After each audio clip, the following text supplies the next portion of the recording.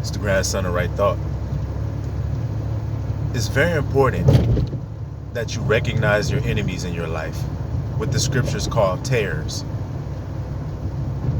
It's very important that you understand the tares in your life. You recognize them for what they are, because those are your enemies. They are against you. See, if you have a flower and a weed in a garden, is the weed looking out for the best interest of the flower? Or is it going to try to steal all the resources for itself, whether the flower dies or not? It doesn't care. Either way, it's fine with the weed. So you have to understand that being a flower, see, being fruitful, you have to understand that those enemies are there to suck your life resource from you. You see? So we have a husbandman who uproots those weeds out of our lives. See, when we recognize them and see that that's what they are, we're able to make proper warfare against them. So one thing I want to share with y'all that you do with your enemies is never let your enemies know that you noticed them as an enemy. See, it's foolish to just run right up to them and tell them everything that you know about them. Yeah, look, I know you did this and I know you did that and blah, blah, because they're not interested in changing, you see. You're doing that because you're trying to see a change in them. That's narcissism on your part. You can't change anybody. Your job is to work out your own salvation. What is this written? Let every one of you, each one of you, work out your own salvation with the Most High. So that's your job, is to work out your own salvation. Meanwhile, edifying and uplifting your brother or your sister where you can. But when you have an enemy that you have recognized as a tare, it's up to you to be an adult now and understand that and say, okay, wait a minute. I'm obviously dealing with my enemy here. So I don't want them to know that I now know that they're an enemy, because they base their warfare off of you not being able to recognize that they're your enemy. They are serpents, you see. They are a brood of vipers. And what does a viper do? It coils up and it hides. And an unsuspecting prey goes by, and then the serpent will strike. That's what your enemy does with you. It likes to strike unsuspecting prey.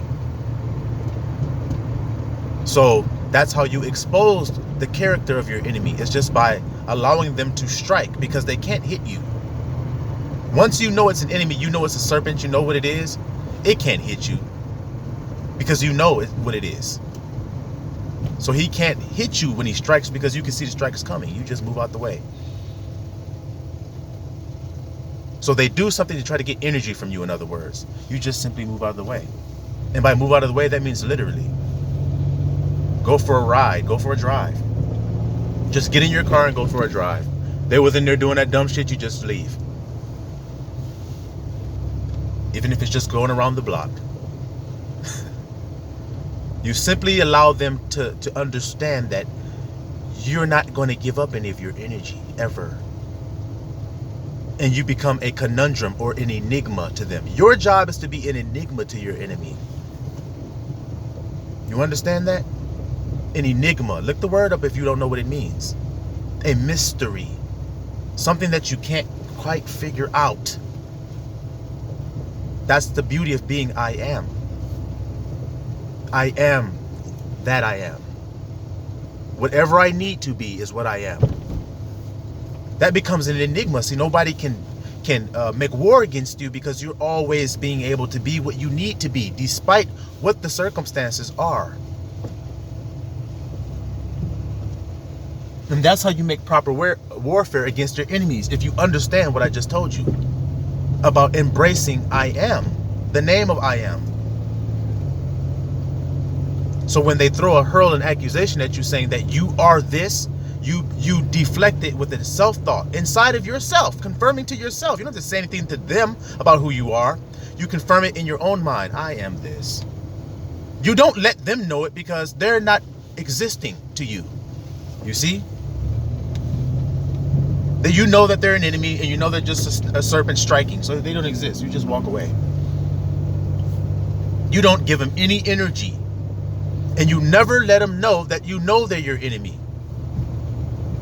hey, you're a narcissist. You're this, you're that. I know that you're a borderline sociopath. And you don't have to tell them all this scientific shit you just learned looking on YouTube. You don't have to tell them that shit. You don't have to tell them a damn thing. Remember, you're dealing with a child. They are in arrested development. They are children that cannot change from being in a childlike state.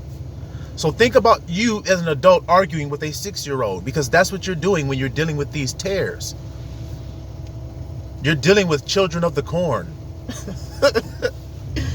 You see? Soulless beings, empty, don't have feeling. They're just on programs. They're literally on a program. They don't do anything else but the program. You can, and when you get good with this, you'll know what they're going to do before they do it.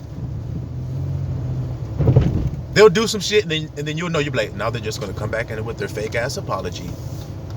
Oh, I'm so sorry. Oh, they did. I'm sorry I ever ruined your whole life. I've been nothing but bad to you. Blah, blah. Yeah. Don't you fall for that shit. And don't you tell them that that's bullshit neither. You just know it is. And you just go, okay, I forgive you. Then when they walk off, it's bullshit. And I know it is, but I don't have to tell them that, because all they're going to do is keep on exposing themselves for what they are. That's all they're going to do. Once you know it, then you know when you see it.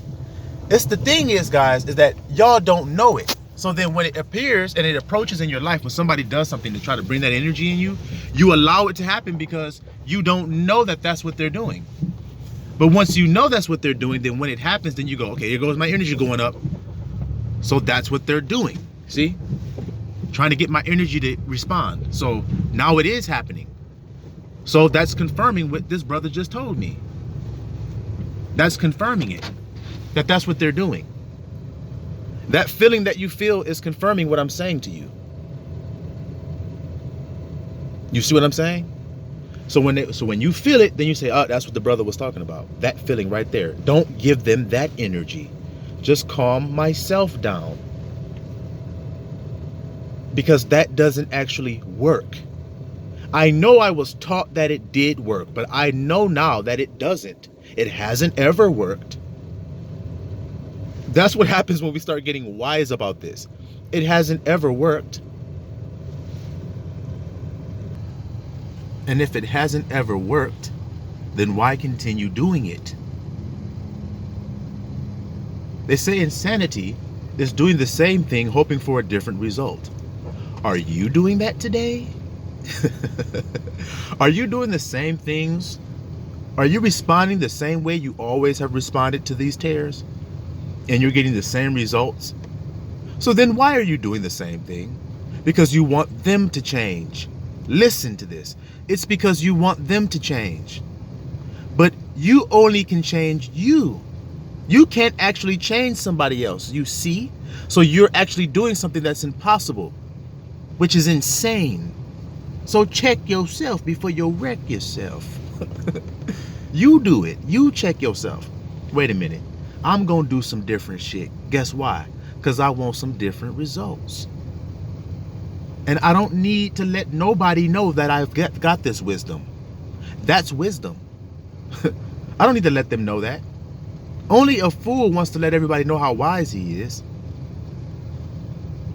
Only a fool does that. A wise man doesn't have to let you know how wise he is. Especially not to his enemies. It's better that your enemy think you're a fool and that you be wise than that your enemy think you are wise and you are a fool.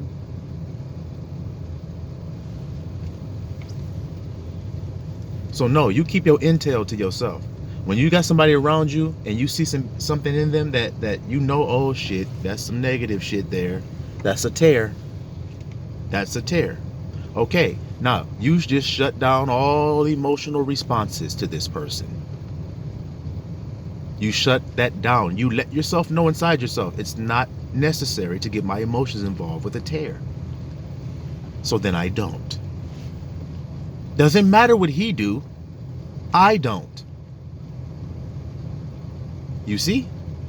See, because you recognize that you're trying, when you don't accept what you see, it's because you're trying to control things. See, a person who is a control freak can't accept the circumstances he's looking at. He has to make it what he wants it to be. But when you live in the truth, then you live in liberty and freedom. You don't try to control anything. All you do is control yourself. One of the fruits of the Spirit is self-control. Do you understand that? Self-control. Listen to that, guys. Understand that today. That is the most powerful person in the room. The one who has the most self-control. Not another nigga. Not what another person can do, but the one who can control his own mind and his own feelings more than the next guy. He's more powerful. See, because when the storm gets to blowing, the man who can control his thoughts and feelings doesn't get stirred up and doesn't get fucked up by that. Yahusha walked on the waves, despite the waves blowing. Peter sank because he didn't have as much self-control as Yahusha did. Did he?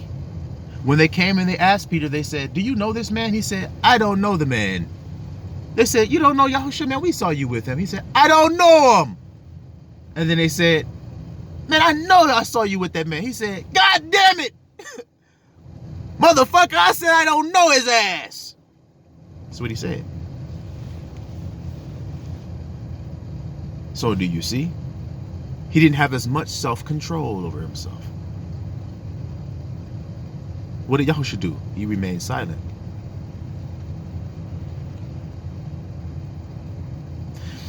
They read your Miranda rights. They say you have the right to remain silent. The first thing y'all do is start talking. Nigga, I didn't do that. I didn't know what the fuck going on. Why the fuck you fucking with me? Blah, blah, blah, blah. This how we be. Hey, you got license, registration, blibbity, blobbity, dibbity, dibbity, dibbity, dibbity. That's all, folks. We be like. As he be asking them questions, we be like.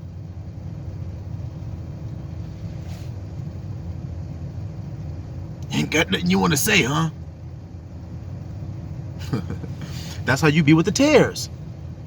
This the face you got to have with a tear.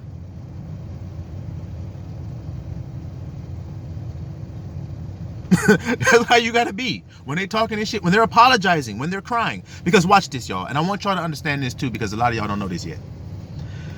Those tears in your life, when they feel like you're slipping away from them, they're going to do hoovering tactics, which are doing things like apologize to you. That means that you're growing, okay? When they start hoovering you, that means that you're slipping away from their grip. You're growing away, see? That's a good thing. They'll start to hoover you by doing things to show some type of empathy or some type of emotion. They copycat emotions. So they'll cry, or they'll start to apologize, fake ass apologies, or they'll start to say they're going to change, start to like they're going to do some type of reformation or something. It's an act. It's a joke. It's not real. You have to know that shit. You have to know that shit is not real. It's just a joke. So you just be like this.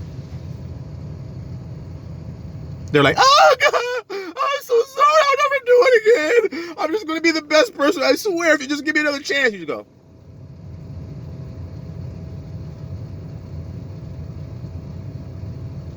Are you done? It's just that simple, guys. It's never a reaction to it. It's never a response to it. It's just, are you done? Okay, I'm going to go on my own way now. Have a good day. Simple as that. Y'all need to start getting shirts that say "Grandson of Right Thought." Simple as that. On that shit. For real. It's really that simple, y'all. It ain't even hard. You have to know that that's what they're trying to get out of you. That's what they're coming to you for. To suck your energy. So then don't let them suck it, baby. Don't let them suck your energy. Just don't let them. Just decide in yourself. Nope. I have great self-control. And sometimes, like I said, it's hard because the adrenaline and fight or flight hormone kick in. See? They know you enough to know the triggers that you have. You have triggers where you have to learn how to overcome your triggers. And how do you overcome a trigger? With the truth. See, when we all grew up, we all had things that hurt our feelings. See, because as empathic people, we're very sensitive. I told you this. So things that hurt our feelings made us, grow with an inadequacy about something or a tender spot about something. So when someone would address it, we would react and we would lash out. So if somebody, let's use an example of, we couldn't read very well at school. We couldn't read well. So when we grew up, we were reading something and we struggled over a word, and it was a person there that knew us that didn't know about our growing up with the struggling reading. So they laughed. Nigga, you don't know how to read, nigga. What? And we laughed. Hey, nigga, what the fuck you, nigga? They're like, what the fuck, bro? I was just joking, No, fuck you, bro. Fuck that. See, that's called a trigger. So that man who had that reading issue, whatever the case may be, he has to overcome his own trigger. Not people in the world have to stop being mean to me for not being able to read well. No, it's you have to overcome your feelings of feeling inadequate about that. That's what it is, not other people, it's you.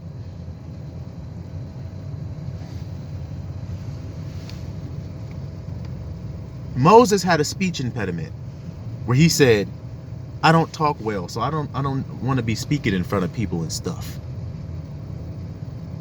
I don't want to be speaking. So he said, okay, who made man's mouth, Moses? Didn't I make your mouth the way I want it to be?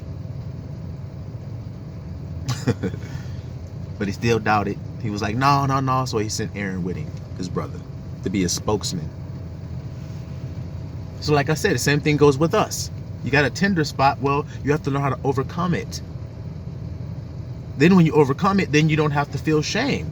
You don't have to feel anything when people throw things at you once you overcome it.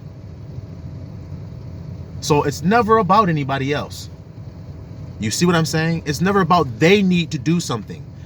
They don't need to do a damn thing. You need to learn how to do it within yourself, because I'm telling you from personal experience that you will become a conquering lion once you do. No one can determine how you think or feel. That makes you powerful. Because y'all are being swayed by the thoughts and feelings of others. You watch something on TV, the president says something, it changed your whole feelings and thoughts of that day. You're watching something on TV, a celebrity died, your whole thoughts and feelings have changed for that day. So you see what I'm saying? Instead of ignoring all the illusional world, not being attached to anything on this illusional world, not being attached to it. So then when it goes away, you just like I said, you just still sitting there like with the same blank ass look on your face.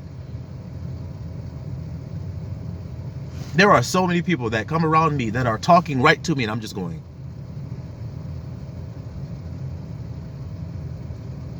Because they just want to be heard.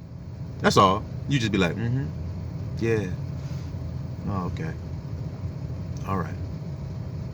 And then as soon as they're gone, I'll pull on off and get on with my day. I don't let it affect me one bit. I completely ignore all of this shit around me. And I decide to think and feel positive thoughts for myself. So my own life can be good for me, see? I can think and feel good for myself. I can't think and feel good and force nobody else on that. You see what I'm saying? I can't force them to receive my thoughts and feelings. I can only choose them. So yeah, I may want somebody else, because I look, as empaths, you want other people around you to feel good and to have good thoughts. So you always want to encourage them. But are you encouraging you today first? Are you going to yourself, encouraging yourself with those same thoughts and feelings you want for others? Are you pouring that love into yourself? Because if you do, you'll be surprised at how your life will change. How your feelings and your beauty in character will just change because you're putting positive love into yourself. You can't you anybody until you I am yourself. You understand that? I'll say it again. You can't you anybody until you I am yourself. So if you go out there and you have not I am'd yourself, then you can't go out there and give anybody advice on how they need to you. Well, what you need to do is, did you do that for yourself today? Well, no. Well, then why is you telling him to do it? Do you know by experience that what you're saying will work? Or do you know by just what you heard that sounds good? The Bible already says that the people say to the prophets, prophesy unto us smooth things. Don't tell us what the Most High have said.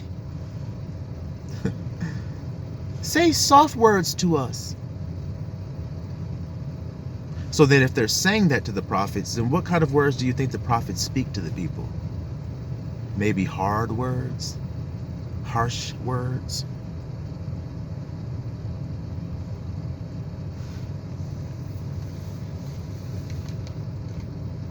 So like I said, it's about time that we just understand that we're in a warfare. So it's time for us to take up our armor, use our wisdom that Abba said, and then use our harmlessness, which is just taking our energy for ourselves and separating ourselves. It never has to get physical if you do that. It never has to get arguing when you do that. You look, we don't argue. Y'all understand that? We discuss. And if we can't discuss it, then we don't talk about it. This is how it goes. Yeah. Do you want to discuss this as adults? Or do you want to yell and argue? Well, I'm just saying, blah, blah, blah, blah, blah, blah. Okay, look. If we can't discuss it, then I'm going to go on my way. You go on your way. But we're not going to yell and scream. I'll tell you that. Now, you notice my tone of voice as I'm talking? You see how I'm not going, we're not going to fucking argue. We're not going to. You notice I'm not doing that? I'm saying, we're not going to argue. See, I'm telling this person, we're not going to argue and yell and scream at each other because that's not right, is it? Isn't it better if we just discuss it and talk calm? Yeah, but this is how I feel right now. Okay, well then when your feelings change, then we'll talk about it. Exit the room. See? You see? Never having to get upset, never having to yell and scream, never having to nothing.